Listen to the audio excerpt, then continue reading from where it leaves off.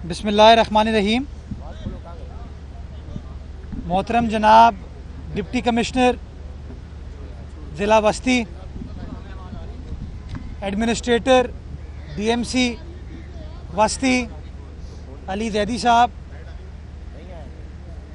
Metropolitan municipal commissioner central, DMC central का अमला, यहाँ के असिस्टेंट कमिश्नर, पाकिस्तान पीपल्स पार्टी के कारकुनान, ओहदेदारान, मीडिया के दोस्तों, अस्सलाम वालेकुम।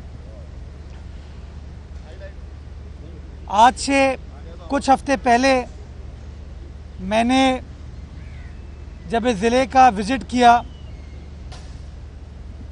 तो मुझे ये पार्क नज़र आया, पार्क या ये ज़मीन नज़र आई जो कि उजड़ी हुई थी, जहाँ पर बुरा हाल था, दरवाज़े शहरियों के लिए बंद थे। मुझे पाकिस्तान पीपल्स पार्टी की क़यादत ने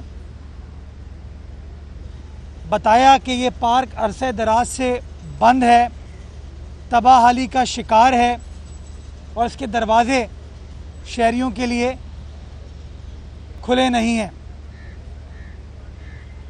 मैंने उसी वक्त DMC सेंट्रल के हुकाम को ये हिदायत दी कि इस पार्क के दरवाज़े शहरियों के लिए खोल दिए जाएं, इस पार्क को खूबसूरती के साथ डेवलप किया जाए ताकि यहाँ के अतराफ़ के लोग इस पार्क में आकर तफरी भी हासिल कर सकें, लुत्फ़अंदोज़ भी हो सकें, हमारे बच्चे आके यहाँ पर खेलें, हमारे बुज़ुर्ग आके इस ओपन खुली फ़िज़ा में इंजॉय करें, वॉक वग़ैरह करें। और आज अल्हम्दुलिल्लाह मुझे खुशी होती है कि मैं डिस्ट्रिक्ट सेंट्रल में उस आरफा फैमिली पार्क जिसके दरवाज़े शहरियों के लिए बंद कर दिए गए थे, एक बार फिर उसके दरवाज़े शहरियों के लिए खोल दिए गए और एक खूबसूरत पार्क यहाँ की आवाम और यहाँ के मकीनों के लिए DMC सेंट्रल की जानिब से, इंतज़ामिया की जानिब से पेश किया जा रहा है। जो लोग इख्तियारात की बात करते हैं, जो लोग बार बार वसाइल की बात करते थे, मैं उनको बताना चाहूँगा कि इख्तियारात भी वही हैं, वसाइल भी वही हैं, लेकिन चेहरे तब्दील हुए हैं, नीयत तब्दील हुई है। और जब चेहरे तब्दील होते हैं, नीयत तब्दील होती है तो बेहतरी का सफ़र स्टार्ट होता है। और आज अल्हम्दुलिल्लाह आपको नज़र आ रहा है कि किस तरीके से आपकी इंतज़ामिया आपके मसाइल को हल करने में दिलचस्पी रखती है, संजीदगी के साथ काम कर रही है और बेलौस उसके ऊपर खिदमत करने का सिलसिला स्टार्ट कर दिया गया है। मैं अब से कोई 2 हफ्ते पहले मैंने नाज़िमाबाद नंबर 1 में एक पार्क का इफ्तिताह किया था और मैंने उस वक्त भी ऐलान किया था कि मैं गाहे बगाहे इस ज़िले में आता रहूँगा और ये जो पार्क्स हैं इस पर मेरी ख़ास फोकस है, ख़ास तरजीह है। आज उस सिलसिले की दूसरी कड़ी है जब हमने एक और पार्क का इफ्तिताह किया और इंशाअल्लाह अगले हफ्ते फिर इसी तरह का एक पार्क डिस्ट्रिक्ट सेंट्रल की आवाम को हम देने जा रहे हैं। बल्दिया और बल्दियाती इदारों का बुनियादी काम आवाम की खिदमत करना है, आवाम के मसाइल को हल करना और इस तरह की तफरी प्रोवाइड करना। और मौजूदा जो मुआशी सिचुएशन है, जहाँ पर लोगों को मुआशी तकलीफ़ का सामना है, बेरोज़गारी का सामना है, महंगा पेट्रोल, महंगी बिजली, महंगी गैस का सामना है, तफरी शहरियों के लिए बहुत मुश्किल होती जा रही है। अब तो 2 वक्त की रोटी खाना मुश्किल है तो तफरी तो बहुत ही मुश्किल है। तो इस तरह के जो पार्क्स और ओपन स्पेसेस हैं वो शहरियों को, गरीब आदमी को, मुतवस्सित तबके के आदमी को वो आसान मौक़े फ़राहम करेंगे कि वो अपनी फ़ैमिली के साथ कहीं बाहर निकल सके और वो लुत्फ़अंदोज़ हो सके। और इसी कड़ी का एक और हिस्सा इंशाअल्लाह इतवार को जो वर्ल्ड T20 टूर्नामेंट हो रहा है उसका जो पाकिस्तान और भारत का मैच है उसको भी बल्दियाती इदारों ने कराची के मुख्तलिफ मकामात पर लाइव टेलीवाइज करने का फ़ैसला किया है और डिस्ट्रिक्ट सेंट्रल में भी इंशाअल्लाह आपके जो चारों जोन हैं उन चारों जोन्स में यहाँ की फैमिलीज़ के लिए बड़ी स्क्रीन लगाई जा रही है, इंतज़ामात किए जा रहे हैं ताकि लोग बिजली की लोड शेडिंग की परेशानी से मुबर्रा होके, किसी और परेशानी से दूर होके खुली फ़िज़ा में आए और पाकिस्तान भारत का जो T20 का मैच है उसमें लुत्फ़अंदोज़ हों। और मैं समझता हूँ यही बुनियादी काम है कि बल्दियाती इदारे जो अवामी मसाइल को हल करने के लिए अपना किरदार अदा कर सकें। इसके साथ साथ डिस्ट्रिक्ट सेंट्रल के अंदर सफाई की सिचुएशन को अगर आप एक साल के मुकाबले में आज उसका मवाजना करते हैं तो सिचुएशन आइडियल नहीं हुई, लेकिन सिचुएशन बेहतर ज़रूर हुई है और बेहतरी की सिमत तयन कर ली गई है। और यहाँ इस पार्क के बाद मैं कुछ और जगहों पर जाऊँगा जहाँ पर स्पेशली लियाकताबाद के एरिया में जहाँ पर सफाई सुथराई के ऊपर कैंपेन चल रही है और यही DMC सेंट्रल कर रही है जो माजी में कहती थी हमारे पास इख्तियारात नहीं है। मैं DMC सेंट्रल की तमाम इंतज़ामिया को, डिस्ट्रिक्ट सेंट्रल की तमाम इंतज़ामिया को खिराज तहसीन पेश करना चाहूँगा कि चाहे बारिशों की सिचुएशन हुई, आपने देखा कि आपके DC जो कि आपके अपने डिस्ट्रिक्ट के हैं, आपके अपने DMC सेंट्रल के एडमिनिस्ट्रेटर जो कि आपके डिस्ट्रिक्ट के हैं, आपके अपने म्यूनसिपल कमिश्नर जो कि आपके अपने डिस्ट्रिक्ट के हैं, ये तीनों लोग अपनी इंतज़ामिया के साथ सैनिटेशन के स्टाफ के साथ मैदान में नज़र आए, काम करते हुए नज़र आए, आवाम की खिदमत करते हुए नज़र आए और नतीजा ये हुआ कि सिचुएशन को हमने अल्हम्दुलिल्लाह माजी के मुकाबले में बहुत हद तक कंट्रोल किया। इसी तरह ये जो माली पार्क्स डिपार्टमेंट के हैं, मैं इनको भी सलाम पेश करना चाहूँगा कि ये लोग भी लोगों की खिदमत कर रहे हैं। ये लोग इख्तियारात का रोना नहीं रो रहे, ये कह रहे हैं हाँ हमारी ये जिम्मेदारी है, हमें डिलीवर कर। आप देख सकते हैं ये पार्क उसकी एक बेहतरीन जिंदा मिसाल है कि उन्हीं इख्तियारात में रहते हुए, उन्हीं वसाइल को बरूए कार लाते हुए वही DMC सेंट्रल है, वही इंतज़ामिया है, अब काम कर रही है। और मैं समझता हूँ यही पाकिस्तान पीपल्स पार्टी की कामयाबी है, यही बिलावल भुट्टो जरदारी साहब की कामयाबी है, यही हम सब की कामयाबी है। और इंशाअल्लाह ये जो बेहतरी का सफ़र है इंशाअल्लाह अल अज़ीज़ ये जारी व सारी रहेगा। जो सड़कों के मसाइल हैं उसके लिए मैंने पहले भी गुजारिश की है कि पैसे मुख्तस कर दिए गए हैं और इंशाअल्लाह अगले कुछ हफ्तों में उनकी स्कीम्स को फाइनलाइज करके उसका टेंडरिंग का प्रोसेस स्टार्ट करके इंशाअल्लाह जो सड़कों की डेवलपमेंट है उसके काम को भी शुरू कर दिया जाएगा। बहुत शुक्रिया। पाकिस्तान जिंदाबाद। जी जी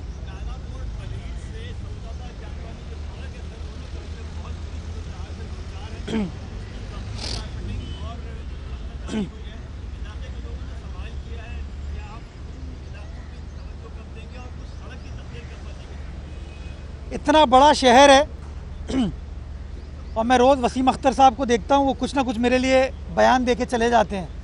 जब ख़ुद मौसूफ मौजूद थे तो कुछ और कहते थे, अब मैं हूँ तो कुछ और कह रहे हैं। देखिए मैं हद्दुल इम्कान कोशिश कर रहा हूँ कि जहाँ जहाँ जा सकूँ वहाँ जाऊँ, जो मसाइल हल कर सकता हूँ वो मसाइल हल करूँ।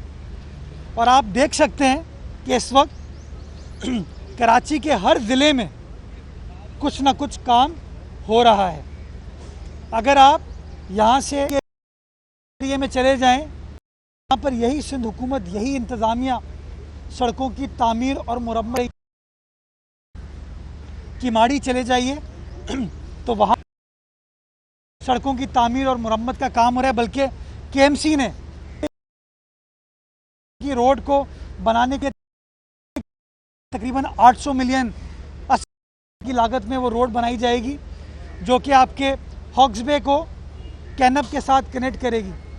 माई कुलाची रोड हो, बाग इब्ने कासिम का फ़िश एक्वेरियम हो, सर आगा खान पार्क हो, या कराची के जो ब्रिजेस हैं उसके एक्सपेंशन जॉइंट्स हों, ये KMC उनको ठीक करने जा रही है। बल्कि डिस्ट्रिक्ट सेंट्रल के सर का ताज एक ज़माने में होती थी लियाकताबाद सुपरमार्केट, जो कि शहीद जुल्फ़िकार अली भुट्टो ने बनाई थी, केएमसी की मिल्कियत है, वो तबाहाली का शिकार है। अब 40 साल बाद वही केएमसी, वही पाकिस्तान पीपल्स पार्टी की क़यादत में उस लियाकताबाद सुपरमार्केट को ठीक करने जा रही है, उसकी तज़ीन व आराइश का काम स्टार्ट करने जा रही है। तो इंशाल्लाह तमाम चीज़ें की जाएंगी। जो आपने काला बोर्ड वाली रोड का जिक्र किया, ये ज़िला कुरंगी में आती है और इस रोड को कराची नेबरहुड प्रोजेक्ट के तहत मैंने बनवाने का प्रोसेस स्टार्ट कर दिया है। उसकी टेंडरिंग वगैरह जो डॉक्यूमेंटेशन है वो हो रही है। जैसी डॉक्यूमेंटेशन कंप्लीट हो जाएगी, टेंडरिंग होगी, और टेंडरिंग के बाद कारपेटिंग नहीं करेंगे, उसको प्रॉपर सड़क बनाएंगे ताकि वो विथ स्टैंड करे तमाम चीज़ों को और लंबे अरसे के लिए शहरियों को रिलीफ मिले।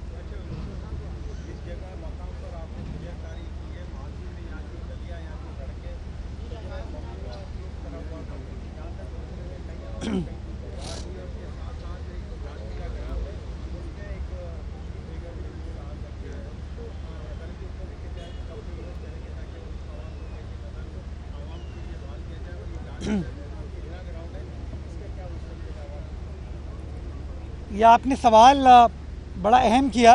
इस वक्त हम 90 के अतराफ़ में खड़े हैं और जो लोग मेरी सियासी जमात को या मेरी सियासी जमात के ऊपर नुक्ताचीनी करते हैं कि हम मुतासिब हैं,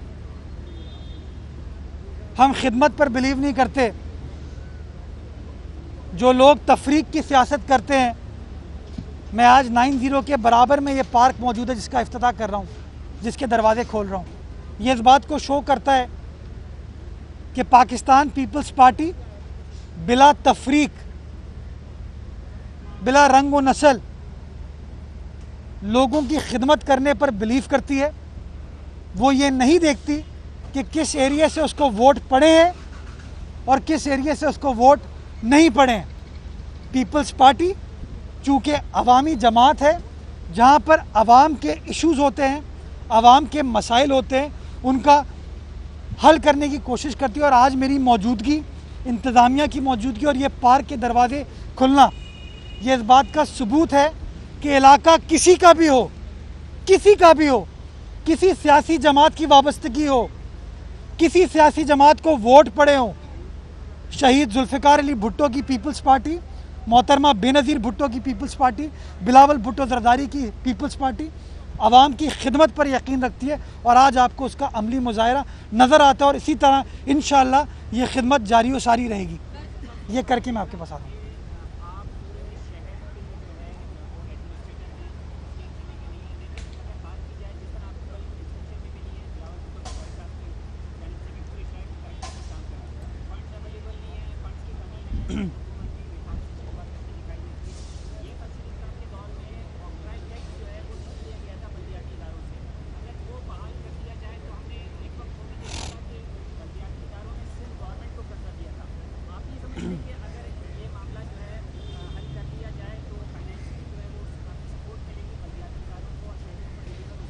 ये बात आपकी दुरुस्त है कि जब तक वसाइल प्रॉपर तरीके से नहीं आएंगे और उन वसाइल को प्रॉपर तरीके से इस्तेमाल नहीं किया जाएगा, तब तक मसाइल का आप सस्टेनेबल हल तलाश नहीं कर सकते। मैं बार बार कहता रहा हूँ कि जो म्यूनसिपल टैक्सेस हैं वो बड़े ज़रूरी हैं। बदकिस्मती के साथ जो माजी की मकामी हुकूमतें थीं, बिलखुसूस जो पिछली हुकूमत थी, मैं कोई तनकीद नहीं करना चाह रहा, जो आज मुझ पर तनकीद कर रहे हैं कि मैं म्यूनसिपल टैक्स लेने की कोशिश कर रहा हूँ, इन लोगों के हुकूमत में वो म्यूनसिपल टैक्स सबसे पहले लगा था। उनकी तख्ती भी आपको एक बाहर नज़र आ रही है उन साहब की। उसके बाद वसीम अख्तर साहब जब 4 साल तक केएमसी के मेयर साहब जब डिप्टी मेयर थे, उस ज़माने में भी ये म्यूनसिपल टैक्स लागू था, लेकिन लागू होने के बाद वो सरकार की जेब में नहीं जाता था, किसी और की शायद जेब में जाता था। अब मैंने फ़ैसला ये किया कि भाई मेरी जेब में ना डालो वो पैसे, इदारे की जेब में डालो। और इदारे की जेब में तभी आएंगे जब पैसे की चोरी को आप रोकेंगे। और इसलिए हमने फ़ैसला किया कि के इलेक्ट्रिक के ज़रिए अगर ये टैक्स इकट्ठा किया जाएगा तो ये पैसा केएमसी के अकाउंट में आएगा, और जब केएमसी के अकाउंट में आएगा तो आप जैसे सहाफ़ी या आम आदमी केएमसी के मेयर से, एडमिनिस्ट्रेटर से ये सवाल पूछ पाएगा कि मियाँ ये पैसे पड़े तुम्हारे अकाउंट में, ख़र्चा कहाँ कर रहे हो। लेकिन ये लोग इस मूव की मुखालफत कर रहे हैं। क्यों? क्योंकि इनको पता है कि अगर ये टैक्स इस तरीके से कलेक्ट होना शुरू हो गया तो ये वो लोग जो कि 20 करोड़ रुपए साल का इकट्ठा करते थे, साल का, वो केएमसी साल का 7 अरब रुपए इकट्ठा करेगी। और अगर वो 7 अरब रुपए केएमसी के अकाउंट में आते हैं तो कराची के 7 ज़िले हैं, हर ज़िले में 1-1 अरब रुपए आप लगाना शुरू कर दें तो आप मुझे बताइए, आपके घर के सामने की सड़क भी, मेरे घर के सामने की सड़क भी, हमारा पार्क, स्ट्रीट लाइट, ये तमाम चीज़ें हल होनी शुरू हो जाएंगी। लेकिन अफसोस के साथ मुझे कहना पड़ता है कि लोग सियासत की नज़र कर रहे हैं, इसको इंसानी खिदमत को प्रायोरिटाइज नहीं कर रहे। क्या हम सब नहीं चाहते कि बल्दिया उसके पैरों पर खड़ा हो? क्या वसीम अख्तर साहब ये नहीं कहते थे कि मुझे वसाइल की ज़रूरत है?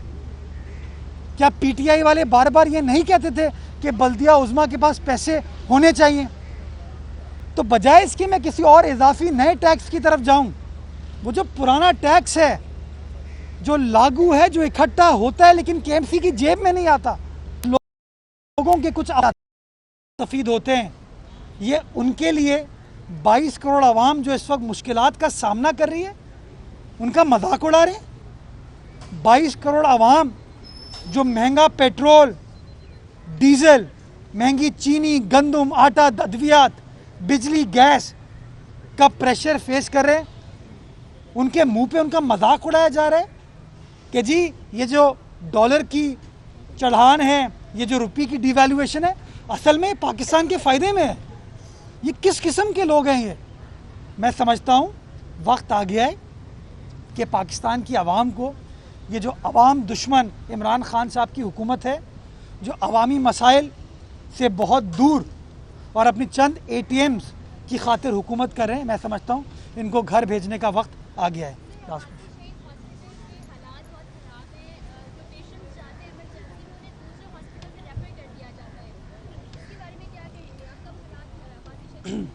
अब्बासी शहीद के हालात पिछले कई साल से ख़राब हैं और बदकिस्मती के साथ जिस तरीके से उस हॉस्पिटल को चलाया गया वो बड़ी ज़्यादती है। मैं कोशिश कर रहा हूँ कि एक सस्टेनेबल सलूशन ढूंढा जाए, जिस सलूशन के तहत एक इंडिपेंडेंट बोर्ड हो जो कि इंडिपेंडेंस के साथ उस अस्पताल को चला सके और लोगों को मुफ्त तिब्बी इमदाद इफ़ेक्टिवली मिल सके। जो मौजूदा सिचुएशन है वो बड़ी अफसोसनाक है और उसको ठीक होने की ज़रूरत है। लेकिन उसके लिए मैं कोई टेम्परेरी अरेंजमेंट नहीं करना चाहता कि जाऊं आज किसी चीज़ का फ़ीता काटूं, आप लोग मीडिया पे दिखाएं और महीने बाद आप लोग फिर कह रहे हो कि काम नहीं हो रहा। सस्टेनेबल हल तलाश किया जा रहा है और इंशाल्लाह वो चीज़ की जाएगी जो कि आवाम के बेहतरीन मफाद में होगी। जी,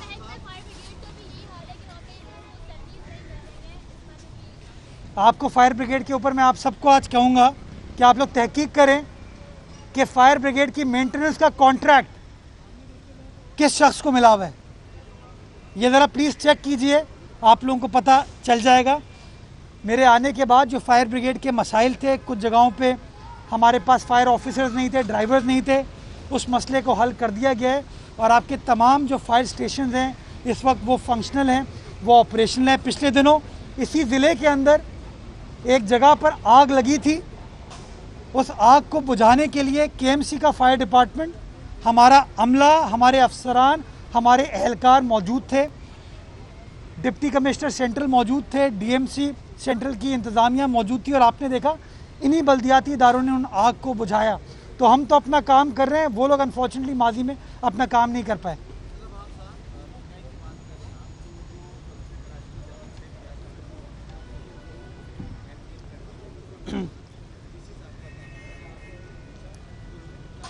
ये शुजात मैंने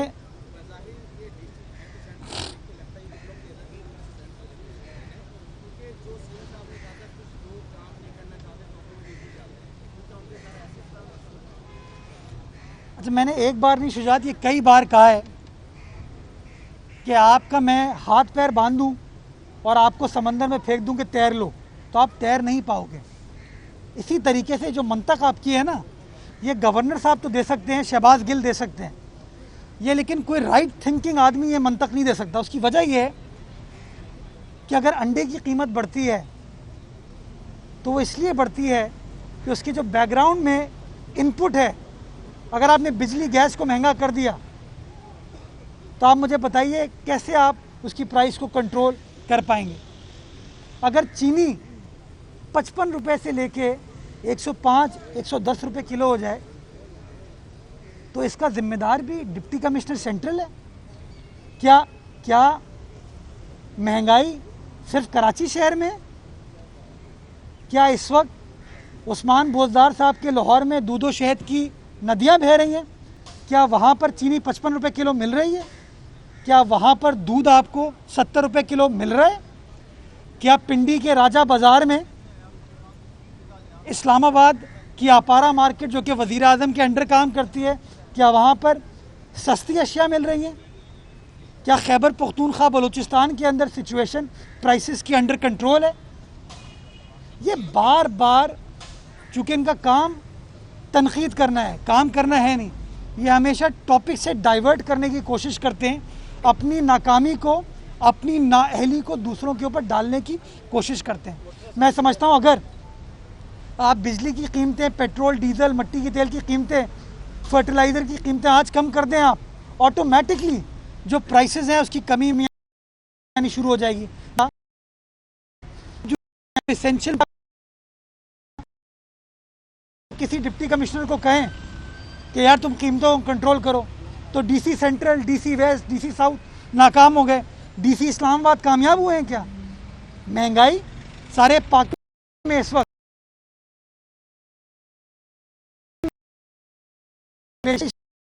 फीसद पे, इस कोई आपको ऑफिशियली कंफर्म नहीं करेंगे, बट अगर आप चेक करेंगे उसका इम्पैक्ट जो एक आम आदमी को आ रहा है वो 22 से 23, इसकी नाकामी हमारे ऊपर आती है। खुदा का खौफ करें, इन लोगों को बोलें कि थोड़ा सा एहसास, अपनी बात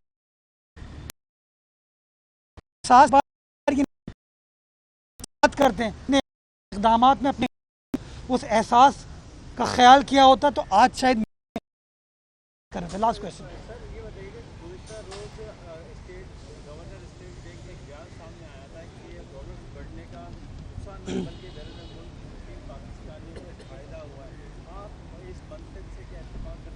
मैं समझता हूँ ये मंतक बहुत सारी मंतकों से दूर है। आखिर में मैं मीर तकी मीर का एक शेर पढ़ूंगा इस हुकूमत के बारे में, पत्ता पत्ता बूटा बूटा हाल हमारा जाने है, जाने ना जाने पीटीआई ना जाने, लोग तो सारे जाने हैं। शुक्रिया।